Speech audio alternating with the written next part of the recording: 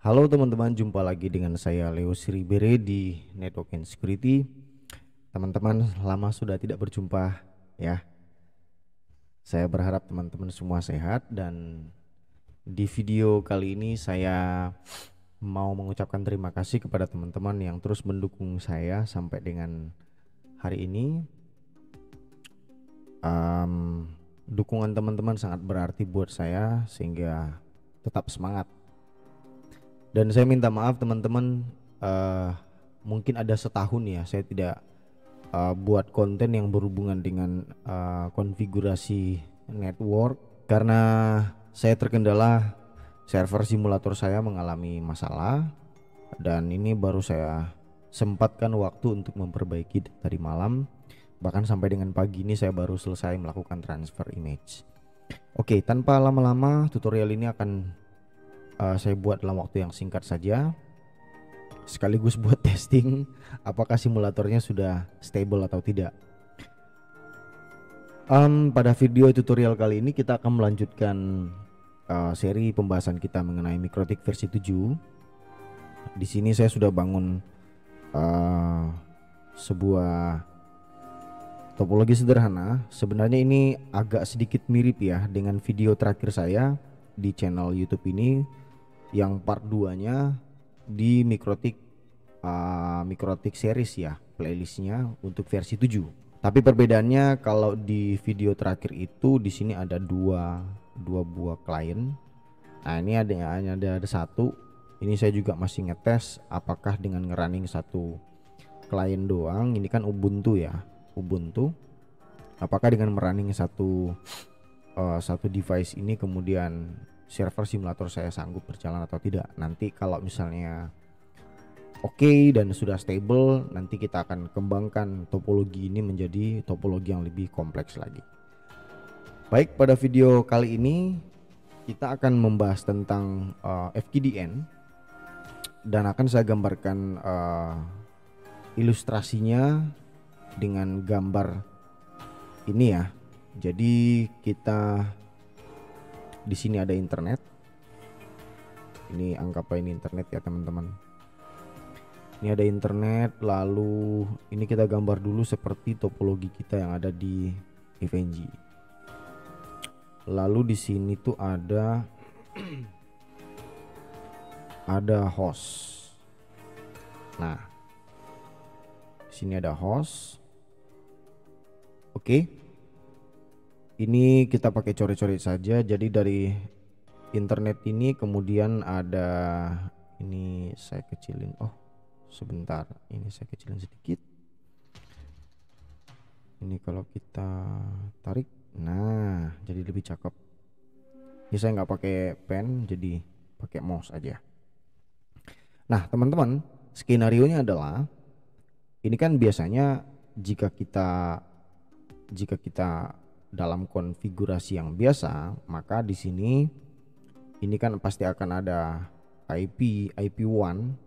Ini IP1 sebutlah 192 atau IP public biasanya ya, 103 XXX. Nah, slash berapa gitu ya, slash 30 misalnya.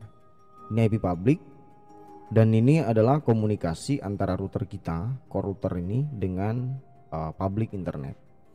Lalu kemudian kita akan membuat atau menentukan segmen IP private yang ada di belakang router.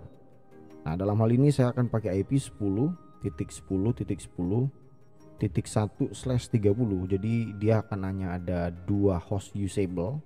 Satu digunakan untuk interface yang menempel di router, dan satu lagi digunakan oleh host yang ada di belakang sini.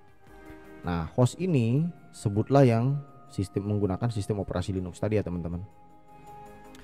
Nah, ini sebentar saya besarkan sedikit supaya kemudian terlihat dengan jelas. Sip. Nah, ini biasanya, jadi jika kita misalnya dari network private yang lain, sebutlah di sini kita punya router lagi nih. Kita punya router yang lain di public internet juga. Lalu ini terhubung ke network. Lalu kemudian ada proses routing ya, ada proses routing. Ini kita ngerouting ke sini untuk kemudian bisa mengakses host yang ada di belakang ini. Nah, ini biasanya kan kita lakukan dengan menggunakan IP address ya.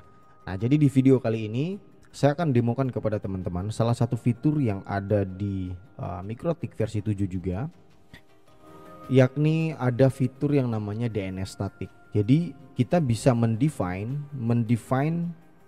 Nah, kalau melihat IP ini kan alokasinya /30, berarti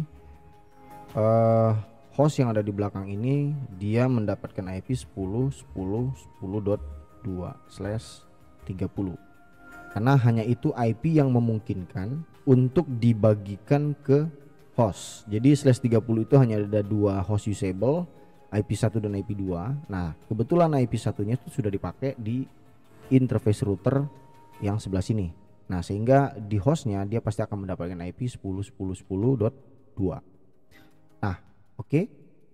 Nah, dengan demikian jika kita melakukan akses ke host yang ada di belakang sini, nah kita tidak lagi menggunakan atau memanggil IP ini, memanggil host ini menggunakan IP address ya. Kita kemudian akan memanggil host yang ada di belakang sini ini menggunakan FQDN atau domain, tapi yang bersifat private ya teman-teman. Ini tidak di-routing ke internet, jadi kita tidak perlu mendaftarkan kemana-mana. Kita cukup hanya mendaftarkan ke router di mana traffic itu dilalui gitu. Misalnya yang akan mengakses itu, misalnya sebutlah ini, kita tambahkan komputer di sini ya teman-teman, atau rumah deh. Ini ada rumah di sini dan ini router yang ada di rumah misalnya gitu ya. Dan dia mau mengakses ke server ini yang berbeda network dengan dia ya, dengan yang akses itu tidak dengan menggunakan IP address tapi menggunakan domain. Nah, jadi ini memungkinkan teman-teman, sangat memungkinkan untuk kita lakukan. Nah, tapi catatannya adalah ingat bahwa ini adalah konfigurasi DNS yang berfungsi hanya untuk private. Jadi antara router yang ada di rumah, di home ini, dengan router yang ada di gateway-nya si host ini, sebutlah ini server, ini mesti harus terkoneksi, baik itu dalam satu segmen ataupun mungkin terkoneksi lintas segmen dengan adanya protokol routing. Seperti itu ya teman-teman. Nah, oke. Tanpa lama-lama teman-teman, kita mulai melakukan konfigurasi router yang ada di sini. Kita ke topologi. Nah, di sini baru ada satu router. Nanti kita akan tambahkan router yang lain. Oke, ini kita masuk.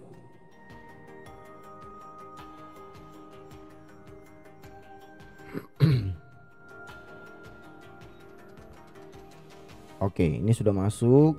Ini kita cek dulu apakah dia sudah memiliki IP address. IP address print.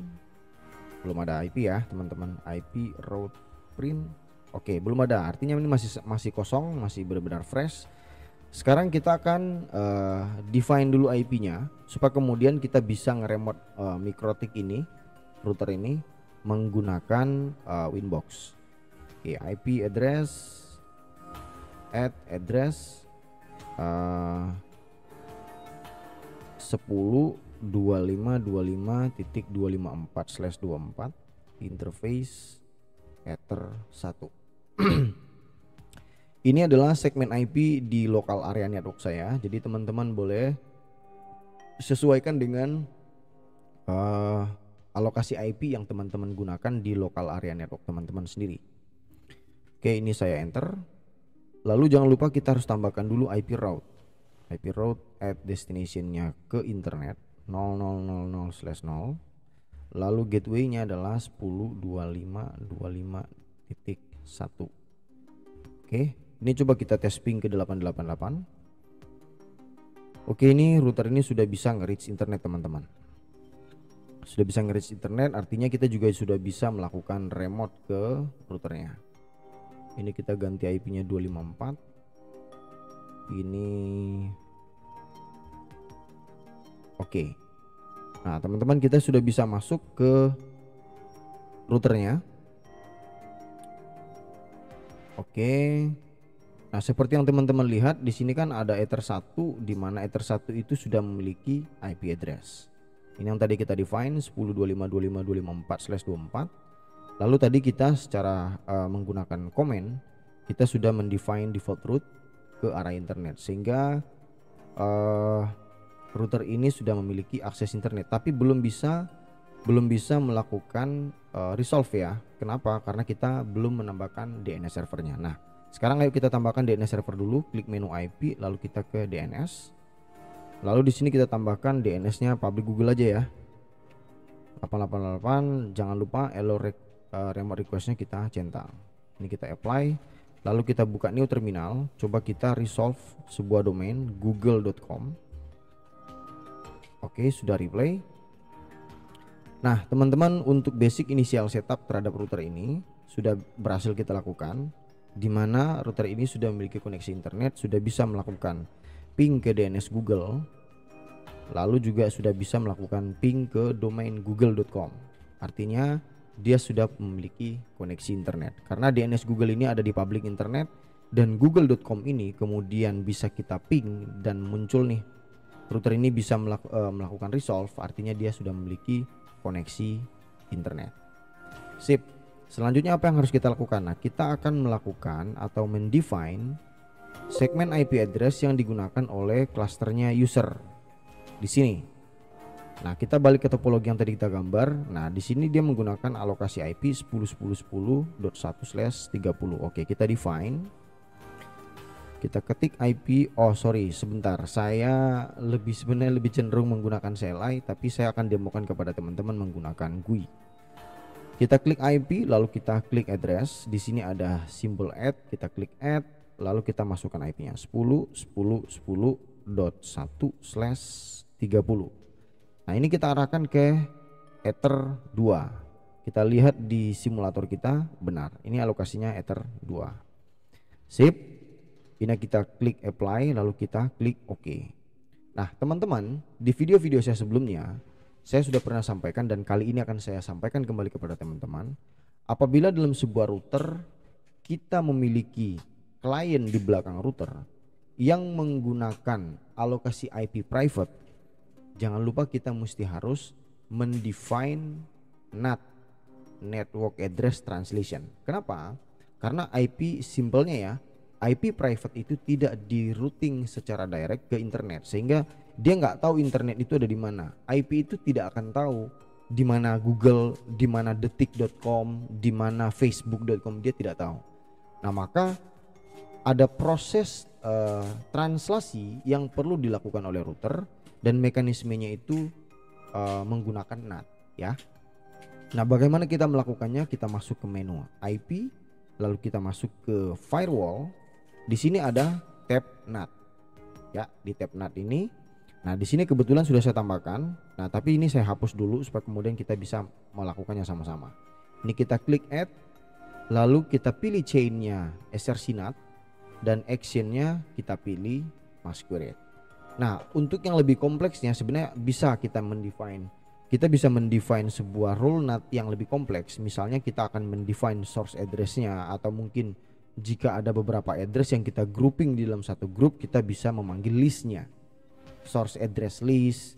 Lalu kita bisa define out interface-nya, itu bisa. Nah, tapi kali ini kita akan mendefine sebuah role NAT yang sederhana, di mana yang kita tentukan di sini hanya chainnya source NAT, lalu actionnya adalah masquerade. Jika sudah, kita klik apply, lalu kita klik OK. Nah, jika sudah teman-teman, kita coba melakukan tes. Kita akan ngeping ke google.com dengan menggunakan source IP 10.10.10.1/30 untuk membuktikan apakah IP private ini sudah berhasil mentranslasi request menggunakan IP public ke internet. Jadi dia nanti akan keluar menggunakan IP publiknya, IP public ISP ya. Karena saya juga pun di lokal area network saya menerima IP private juga. Jadi IP public ini sebenarnya nggak ada di saya, tapi ada di ISP yang ada di belakang saya. Kita coba ping ke google.com. Kita gunakan SRC, source address 10.10.10.1. Oke, teman-teman, kalau lihat ini sudah IP ini 10.10.1 sudah bisa nge-reach google.com. Artinya rulnat yang kita tambahkan tadi itu berhasil berjalan, dan kalau kita lihat di sini paketnya sudah counter. Ini ada paket 1. Jika kita jalankan kembali ini akan tambah. Tuh, teman-teman lihat. Sip. Oke, untuk basic initial setup segmen klien sudah berhasil kita lakukan ya teman-teman. Nah, sekarang tadi kita akan di awal saya sampaikan kita akan ngerubah akses ke server ini 10.10.10.2 ini tidak lagi dipanggil menggunakan IP, tapi kita panggil menggunakan domain name, ya, DNS atau FQDN.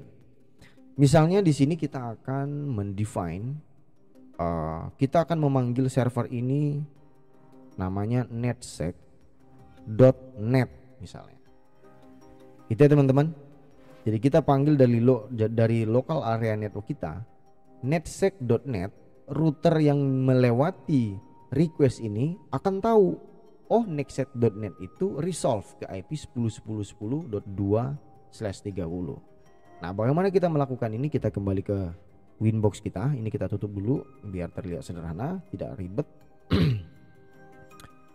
Kita buka, kita masuk ke menu IP, lalu kita ke DNS.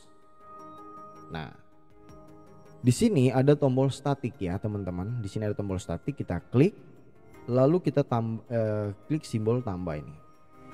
Nah, disinilah tempat kita akan mendefine jika ada request ke netsec.net maka resolve ke IP 10.10.10.2/30. Nah, caranya adalah namanya kita isi nama domainnya netsec.net.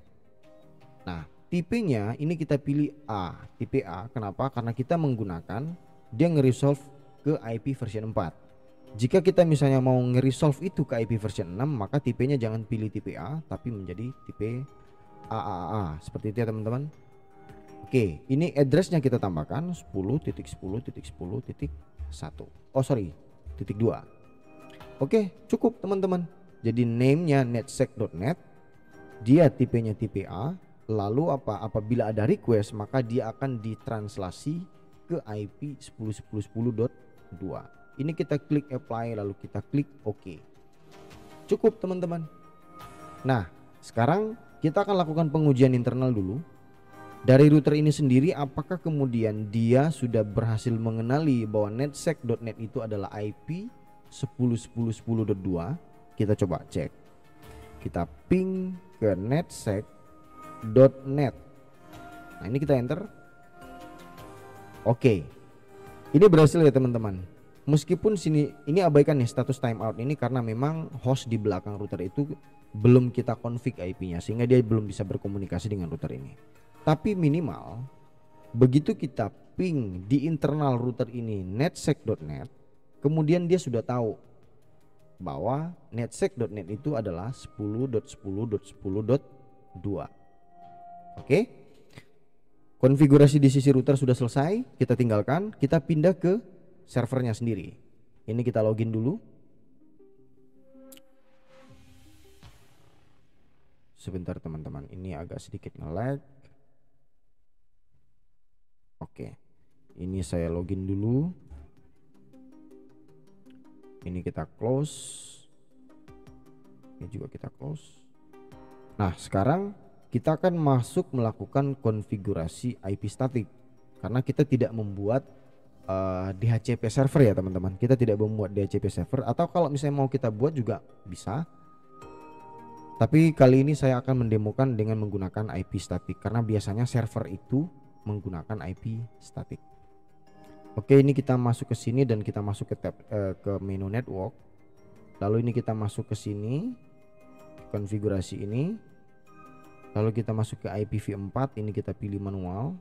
Addressnya kita define 10.10.10.2. Netmasknya bisa di define 30 begini, atau teman-teman juga bisa pakai wildcardnya 255.255.255.252/30. Lalu gateway-nya kita define 10.10.10.1. DNS-nya jangan lupa saya arahkan ke gateway-nya saja Jadi dia nanya ke gateway, gateway akan tanya di internal DNS servernya si router.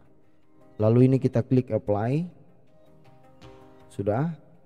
Nah ini kalau teman-teman lihat logo internet di PC ini sudah online. Oke, ini kita tutup. Coba kita buka terminal. Kita coba lakukan ping ke DNS Google. Oke, PC-nya sudah bisa nge-reach internet. Coba kita ping ke google.com. Ini juga sudah bisa nge-reach internet. Nah, teman-teman, ini sudah PC ini sudah online ya, teman-teman. Kalau kita lihat di sini, ini PC ini sudah online. Lalu kemudian coba kita tes ping lagi dari router menggunakan netsec.net. Apakah dia replay?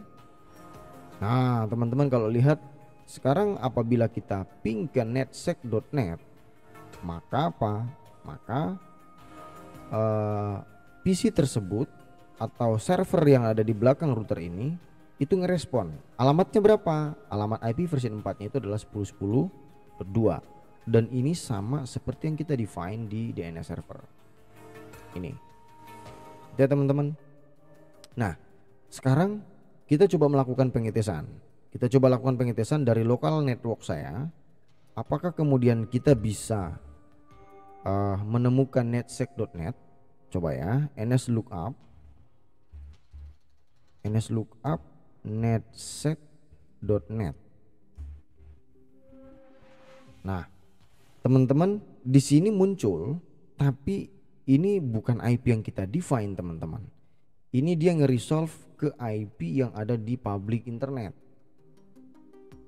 Nah, kalau kita searching ya, coba ya, netsec.net. Ini mungkin ada websitenya. Nah, ini kayaknya ada, teman-teman. Oh, GoDaddy nggak ada. Netsec.net itu dijual katanya. Oke, artinya tidak ada ya teman-teman ya. Dan sekarang kita belum bisa nih di lokal area network saya, belum bisa kita akses. Nah, kenapa teman-teman? Kenapa? Nah, itu yang tadi saya sampaikan di awal bahwa konfigurasi DNS statik yang kita demokan pada video ini adalah konfigurasi DNS yang bersifat lokal ya. Lokal. Jadi kalau dia antar router ini juga bisa, tapi mesti harus ada tambahan konfigurasi yang kita tambahkan ke dalam router yang dilewati oleh traffic request tersebut. Sehingga dia tahu nih, oh kalau saya mau pergi ke sana, kalau saya mau cari netsec ini, maka lewatnya lewat sini nih gitu. Nah, gimana caranya teman-teman? Bisa. Caranya adalah saya akan masuk dulu atau mungkin kita akan tambahkan di topologi aja ya, di simulator. Kita akan tambahkan satu router baru di sini. Ini saya klik add node, kita pilih, kita tambahkan node baru, Mikrotik. Lalu ini kita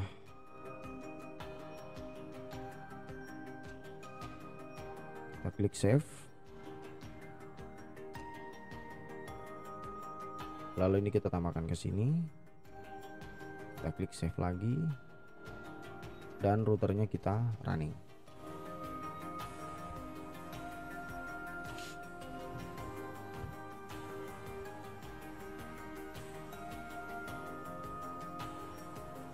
Oke. Routernya sudah running, ini kita buka dulu. Seperti biasa teman-teman, jika kita baru ngedeploy satu buah router baru, maka kita harus melakukan basic initial setup. Jangan lupa, itu sudah hukum wajib. Karena kalau kita tidak tambahkan basic initial setupnya, ya nggak bisa dong dia berkomunikasi ke internet. Oke, ini kita masuk admin, passwordnya kosong, lalu show license-nya 0. Ini kita tambahkan password baru. Mikrotik versi 7 biasanya seperti itu ya teman-teman. Kalau versi 6 begitu kita pertama kali masuk dia tidak minta untuk kita ubah password langsung. Tapi kalau Mikrotik versi 7 sudah ada penambahan, sudah ada peningkatan keamanan sistemnya, sehingga ketika kita pertama kali masuk dia langsung minta untuk ditambahkan password yang baru. Oke teman-teman, ini kita cek biasanya CHR itu interface DHCP kliennya jalan. Nah ini kalau teman-teman lihat, coba kita ping 10.25.25.253 untuk ngecek. Oke, belum reply, berarti IP-nya masih kosong ya. IP DHCP kliennya ini kita remove, lalu kita define IP 2525.253. Ini IP DHCP client remove 0. Oke, IP address print. Oke, IP-nya tidak ada. Nah sekarang kita masukkan kembali IP, kita lakukan basic initial setup dulu untuk router ini supaya kemudian kita bisa akses menggunakan Winbox. IP address address 10.25.25.253/24, interface-nya adalah ether 1. Lalu kita tambahkan IP route destination-nya internet /0, gateway-nya adalah 10.25.25.1. Oke, coba kita ping ke Google. Nah, kalau kita ping ke NetSec, kira-kira dia tahu nggak ya? Nah, belum tahu. Kenapa belum tahu? Iya, karena tentu gateway dari router 2 virtual ini ya, 2 buah router virtual ini adalah router saya yang ada di local area network. Nah, sedangkan di local area network saya itu tidak ada, dia juga nggak tahu 10 apa netsec.net itu ada di mana. Makanya traffic tadi kita coba, trafficnya dia lempar keluar.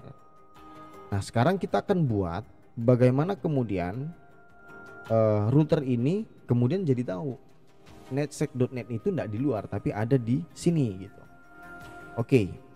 Nah, disinilah teman-teman, jika teman-teman pernah menonton salah satu video yang pernah saya buat, inilah gunanya kita menggunakan atau memiliki sebuah DNS server.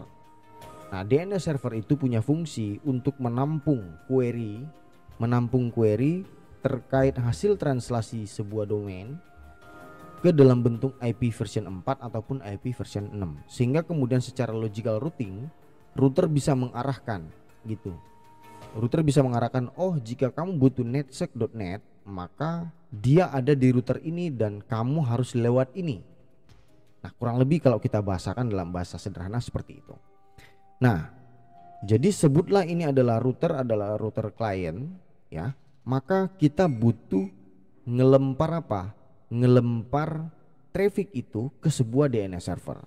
Nah, kalau kita lihat teman-teman, IP DNS print, di sini dia masih belum menggunakan IP server apapun.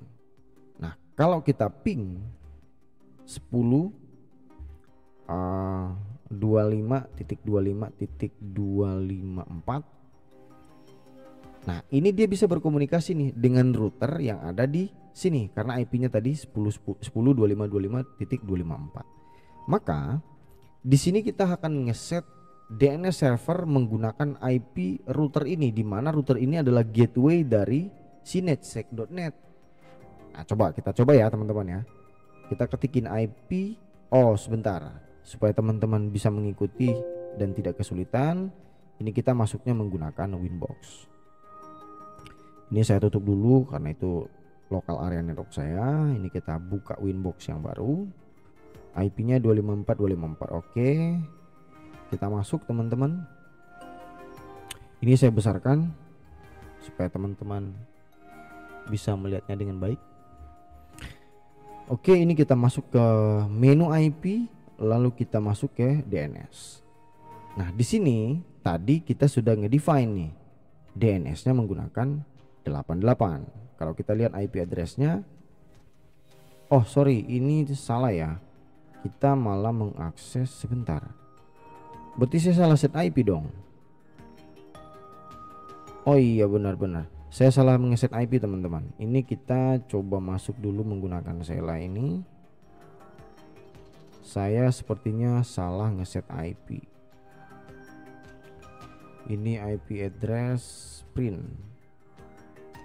Oh 253 udah benar, tapi saya salah mengakses. Oke. Ini kita close dulu session disconnect, lalu IP-nya kita ganti menjadi 253. Oke, kita sudah masuk. Nah, kita arahkan router yang kedua ini, routernya klien yang ini, kita arahkan router ini menggunakan DNS server si router gateway ini. Nah, kita masuk ke menu IP, lalu kita klik DNS. Servernya kita tambahkan IP 10.25.25.254, di mana 25.25.254 ini adalah IP dari router gateway server yang akan kita akses. Sorry, IP address. Nih, 25.25.254. Nah, kita kembali. Jangan lupa allow remote request-nya di enable. Lalu kita klik apply, lalu kita klik OK. Dan sekarang kita coba tes ping. Ya. Kita tes ping ke netsec.net. Masih time out. Tapi sebenarnya teman-teman, meskipun ini time out, ya, tapi router ini DNS server sebenarnya sudah memberikan balasan. Sudah memberikan balasan apa? Dia tahu nih netsec ini ada di IP 10.10.2. Di mana 10.10.2 itu sebenarnya ada di sini nih. Sudah ada di router ini. Jadi cara kerjanya seperti ini teman-teman. Saya balik ke topologi ini. Jadi cara kerjanya adalah begitu si klien ini melakukan request, saya minta dong ke netsec.net. Nah, karena DNS servernya itu menggunakan router ini, maka UDP 53 dilempar itu kemana? Dilemparnya ke router ini. Dia tanya netsec.net itu ada di mana. Nah, sedangkan router ini sudah tahu nih, oh netsec.net itu ada di IP 10.10.2. Dia kembalikan respon. Nih, kamu mau ke netsec.net. Netsec.net itu ada di alamat 10.10.10.2. Oke, sama router ini maka dia mencoba untuk nge-reach 10.10.10.2. Nah, tapi ternyata secara logical routing dia tidak bisa. Kenapa? Nah, karena dia sudah berbeda segmen teman-teman. Jadi router ini satu segmen dengan router gateway-nya si server, tapi dia berbeda segmen dengan si servernya sendiri, di mana ini masih menggunakan IP 10.25.25.0/24, sedangkan si server ini menggunakan IP 10.10.10.0/30. Nah, ini sudah berbeda segmen teman-teman. Ini 25, ini 10. Nah, gimana caranya supaya kemudian dia bisa ngeping?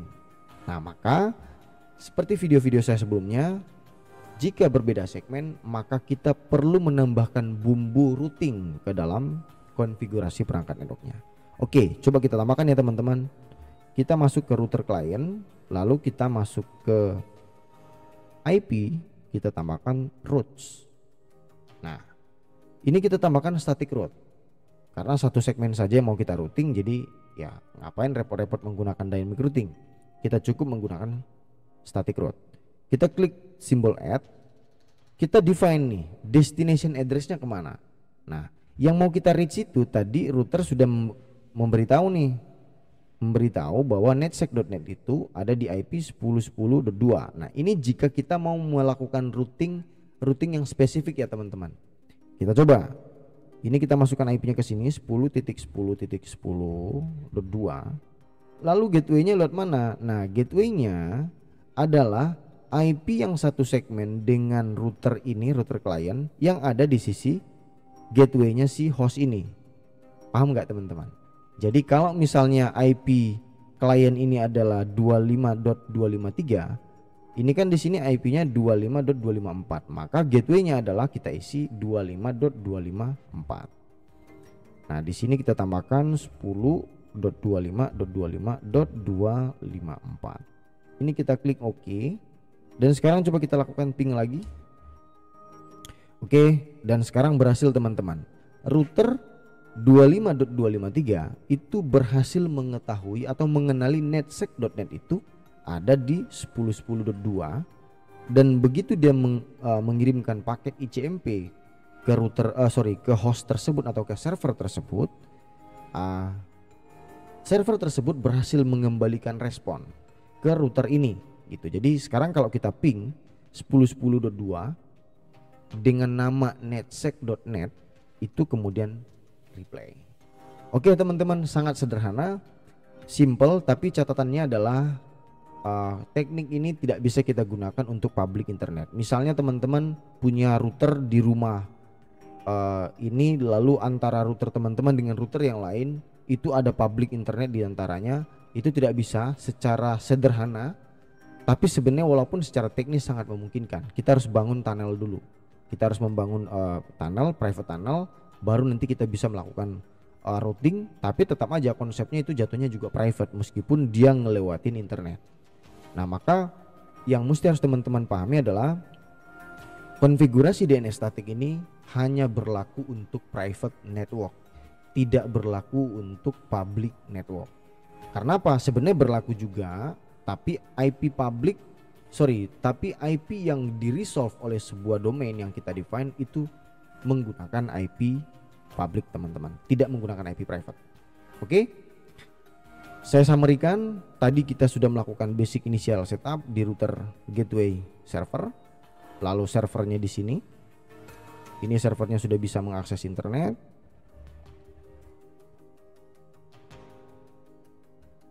Nah, di sini kalau kita NS lookup,